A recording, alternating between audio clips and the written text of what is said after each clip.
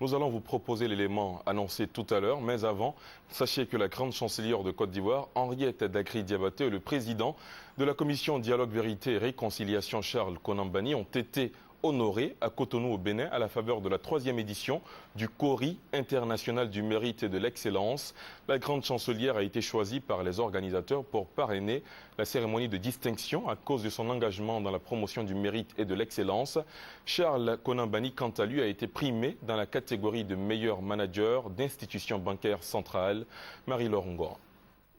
Promouvoir la culture de l'excellence, du mérite et de l'éthique sociale et lutter contre la corruption et la mauvaise gouvernance en Afrique.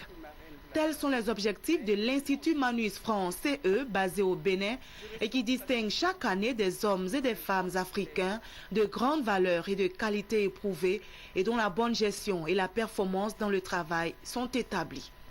Pour parrainer la cérémonie de distinction des lauréats de la 3e édition du CORI international du mérite et de l'excellence, l'Institut a choisi Henriette Diabaté, grande chancelière de l'Ordre national de Côte d'Ivoire, pour son engagement personnel et constant dans la promotion du mérite et de l'excellence. Les lauréats de la 3e édition du CORI international et de l'excellence sont Charles Konan Banny de Côte d'Ivoire, ancien gouverneur de la BCAO, Edem Koyo du Togo, ancien secrétaire général de l'OUA, aujourd'hui UA, Yahi Boni du Bénin, ancien président de la BOAD. Le président de la commission Dialogue, Vérité et Réconciliation, Charles Konan Banny, ancien gouverneur de la BCAO, a été primé dans la catégorie de meilleur manager d'institutions bancaires centrales. Gouverneur de la BCAO pendant 15 ans, il a contribué à asseoir des institutions financières sous-régionales. Le président directeur de l'Institut Manus France, Emmanuel Dossou, a révélé que les 3 lauréats, par leurs actions personnelles à la tête des institutions qu'ils ont dirigées, ont contribué à ouvrir la voie à l'espérance en faisant transparaître l'image d'une Afrique porteuse d'espoir. La marraine de la cérémonie du jour, Mme Henriette Diabaté, a affirmé que les objectifs de l'Institut rejoignaient ceux de la grande chancellerie, à savoir l'incitation à l'effort personnel, l'excellence, la transmission d'expériences et de valeurs républicaines entre aînés et cadets.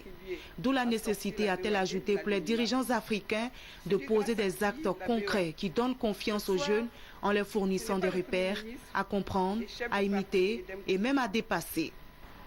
Nous devons garder ce cap si nous voulons motiver et mobiliser les jeunes générations pour la cause de leur pays, ainsi que pour celle de notre sous-région et de notre continent.